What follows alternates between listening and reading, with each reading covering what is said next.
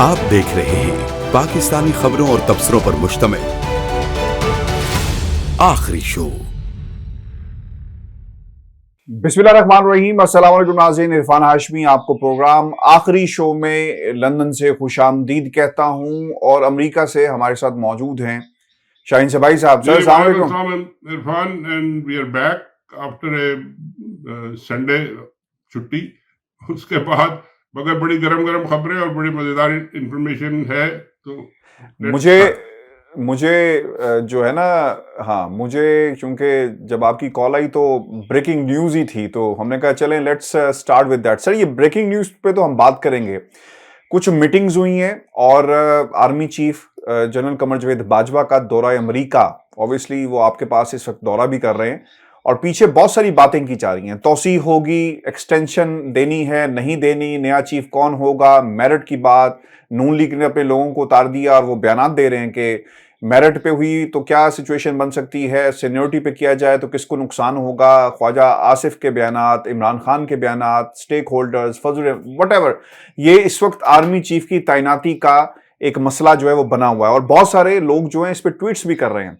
अच्छा, अब ये जो नई डेवलपमेंट्स हो रही हैं सर, लेकिन इंपॉर्टेंट ये है कि आर्मी के अंदर लोग क्या सोच रहे हैं इस वक्त। वो क्या चाहते हैं कि सीनियरिटी को मद्देनजर रखा जाए, क्योंकि हम भी ये बिलीव करते हैं कि यार हमेशा के लिए इस मसले को खत्म कर दो, सीनियरिटी का मामला सीनियरिटी पर रखा जाए।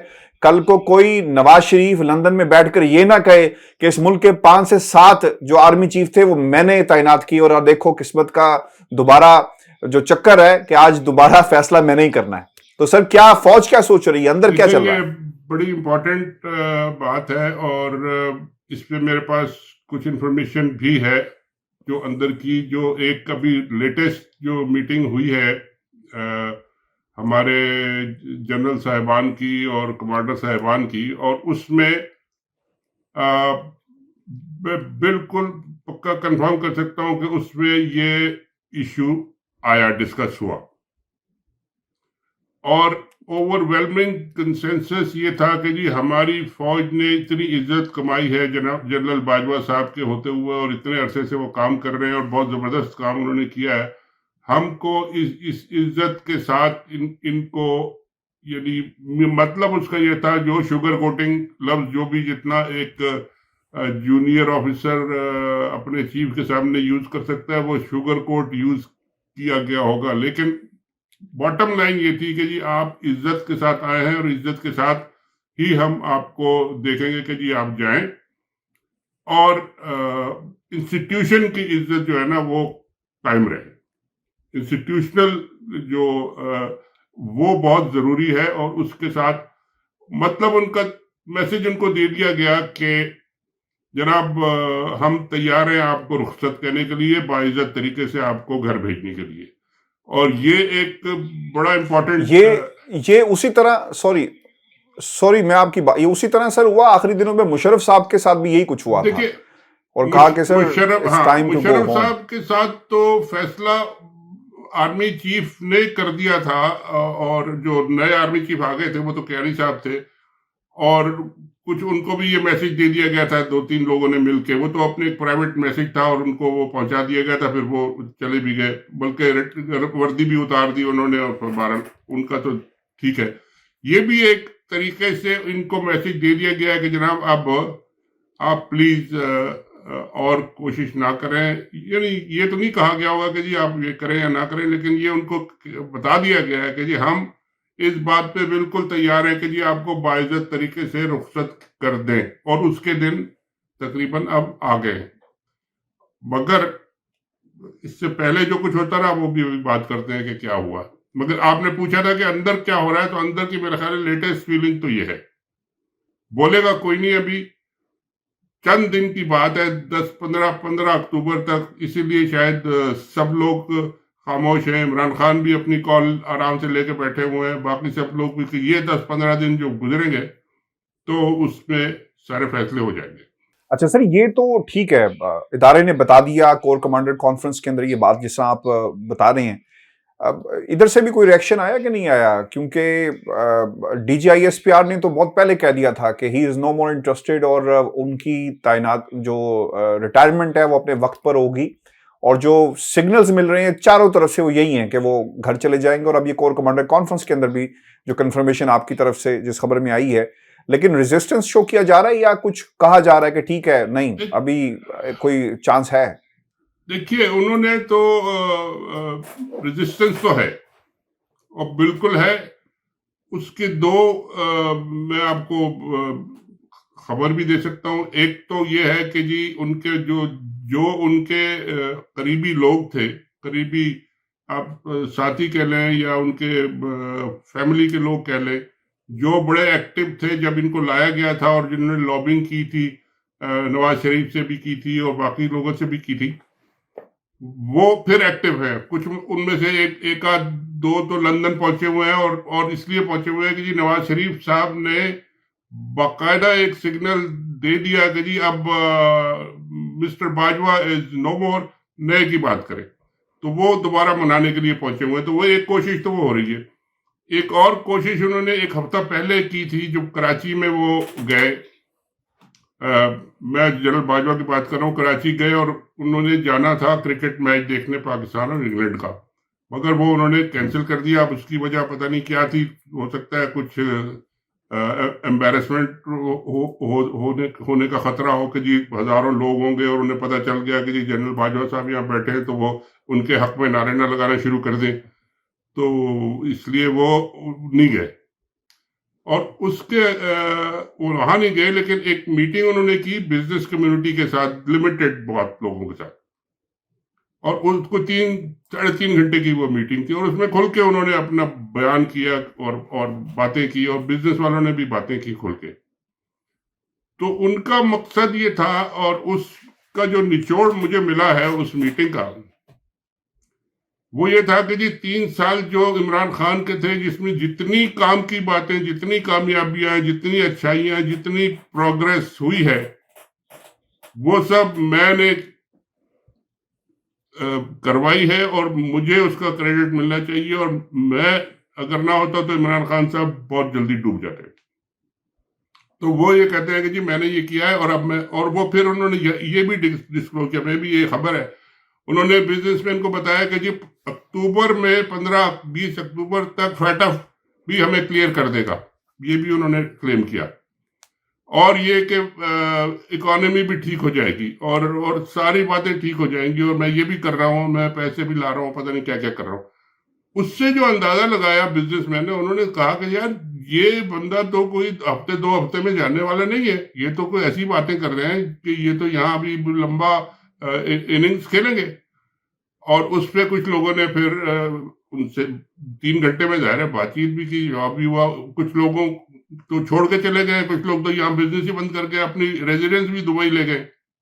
तो उनसे भी उन्होंने कहा कि जी आप लोग भी वापस आए। तो उन्होंने कहा देखिए, जब तक इलेक्शन नहीं होगा और ये पॉलिटिकल अनसर्टेनिटी नहीं खत्म होगी, ये आप छोड़ दें कि जी ये बिजनेस वापस आएगा, इन्वेस्टमेंट वापस आएगा, ये इस पे आप बात करें। तो इंडिकेशन एक तरह से ये भी आया कि जी मैं कोशिश कर रहा हूं अंदर अंदर। एक आध साहब ने रिपोर्ट किया, मगर उसकी कंफर्मेशन नहीं है, क्योंकि एक और बिजनेसमैन से मैंने बात की तो उन्होंने कहा नहीं, ऐसी शायद बात डायरेक्टली नहीं हुई। लेकिन एक साहब ने मुझे बताया कि ये बाजवा साहब ने भी इंडिकेट किया कि जी मैं अक्टूबर में शहबाज शरीफ की और इमरान खान की मुलाकात भी करा दूंगा, मगर इसकी कंफर्मेशन नहीं हुई। आई कैन से कि ये हुई, यह बात नहीं हुई, लेकिन इस तरह की बातें हो रही थी। The issue was, the message was कि आई एम स्टिल रेलेवेंट, मैं ये सब करा रहा हूं और ये सब हो जाएगा और कोई इतनी घबराने की बात नहीं है। मगर कहा तो नहीं उन्होंने, ये मतलब उनका ये था कि जी मुझे नौकरी पे रहने दो भाई, और मैं ये सारा कुछ करा लूंगा। तो आप पूछ रहे हैं कि उनका रिएक्शन क्या था? उनका रिएक्शन यही था कि जी मैं हूं तो फिर सब ठीक हो जाएगा, मैं हूं ना, बस मैं हूं ना वाली कहानी तो फिर आपको पता है। अच्छा सर, ये खान साहब का ना एक इंटरव्यू भी इस वक्त है और कुछ उन्होंने चीजें क्लियर भी कर दी हैं, क्योंकि ये मुलाकातें होती भी रही हैं, वाने सदर में भी हुई और कोशिश की गई कि उनको बिठाया जाए, और फिर अक्टूबर का भी आप हवाला दे रहे हैं कि शहबाज शरीफ के साथ बैठाना, और ये सारी बातें मौजूद हैं, लेकिन बगैर किसी नतीजे के पहुंची। मतलब talks and these things are in the air. Definitely किस शक्ल में, किस शेप पे, कोई कमिटमेंट वगैरह की बात अभी नहीं है, but these things are in the air. Yes. बिल्कुल यही बात आज खान साहब ने अदालत के बाहर भी कहा कि कुछ नतीजा निकलेगा तो हम जो है उसका आप लोगों को बताएंगे, और उन्होंने जी जी दबे लफ्जों में बता भी दिया। अच्छा, अब ये कुछ बातें कही हैं, दो बयानात आए हैं। एक है इसहाक डार का, जो नवाज शरीफ के हवाले से कह रहे हैं कि जो सदीकी साहब हैं उनका बयान, राना शमीम का बयान, जज अरशद मलिक का बयान, सब लोगों के बयान जो थे, और फिर उन्होंने उन लोगों की तरफ इशारा किया, यानी जिन लोगों के जिम्मे, अभी अगर आप इनके बयानात उठाकर देखें ना, राना शमीम कहते हैं जी प्रेशर में आके बयान बदल दिया, फिर वो सदीकी साहब प्रेशर में आके बयान बदल दिया, फिर जो एक तीसरे अरशद मलिक साहब जो थे वो भी कहते हैं प्रेशर। सारे, इसका मतलब ये हुआ कि ये प्रेशर जो है पाकिस्तान की एस्टेब्लिशमेंट का कबूल कर रहे हैं। सर, ये कैसा निजाम है कि ये लोग जिस आर्मी चीफ की तौसी और नए आर्मी चीफ की तैनाती, आप इनडायरेक्टली उसी को पैगाम भेज रहे हैं कि भाई ये तुमने किया था, सब कुछ तुम्हारी वजह से हुआ था, और दूसरी तरफ से कोई रिएक्शन नहीं आता है। हैविंग सेड दैट, खान साहब ने एक बात कही, सिक्योरिटी एजेंसियों का काम मुल्क को महफूज बनाना है, पॉलिटिकल इंजीनियरिंग नहीं करना। और वो ये कहते हैं कि हमारे फोन टेप हो रहे हैं, गद्दारों के भी फोन टेप नहीं होते, घर के नौकरों के भी को पैसे दिए जा रहे हैं, मेरे मालूमात ताकि उन तक पहुंचाई जाए, खाता क्या है, करता क्या है। तो सर, पॉलिटिकल इंजीनियरिंग तो अभी भी हो रही है। How, what you make out of this कि जो पॉलिटिकल इंजीनियरिंग जिसकी तरफ खान साहब इशारा कर रहे हैं, ये कौन लोग हैं सर जो पॉलिटिकल इंजीनियरिंग अभी भी कर रहे हैं? देखिए ये बात डार साहब ने ये बात कर रहे हैं, और डार साहब आपको मालूम है और सबको मालूम है कि वो किसकी जबान बोलते हैं और किसका मैसेज वो लेके आते हैं, और वो क्या कह सकते हैं, क्या अपनी तरफ से नहीं कह सकते, और क्या what is he talking about and where he is coming from. ये तो अच्छा, डार साहब कह रहे हैं कि जी ये पॉलिटिकल इंजीनियरिंग अभी भी हो रही है और ये सब हो रहा है, सब ये कुछ हो रहा इमरान है। खान साहब, ये इमरान खान साहब कह रहे हैं। डार साहब जो कह रहे हैं इमरान वो खान साहब जी बिल्कुल ठीक है, आप सही कह रहे हैं। इमरान खान साहब भी ये कह रहे हैं, और डार साहब भी इंडिकेशन दे रहे हैं कि जी जिन लोगों ने कराया है ये सारे पहले भी करते रहे हैं और अब भी कर रहे हैं। तो उस सब का मतलब ये है कि जी देयर इज नो कंसेंसस कि जी ये मामला इसी तरह चलेगा, इसमें चेंज तो आना है।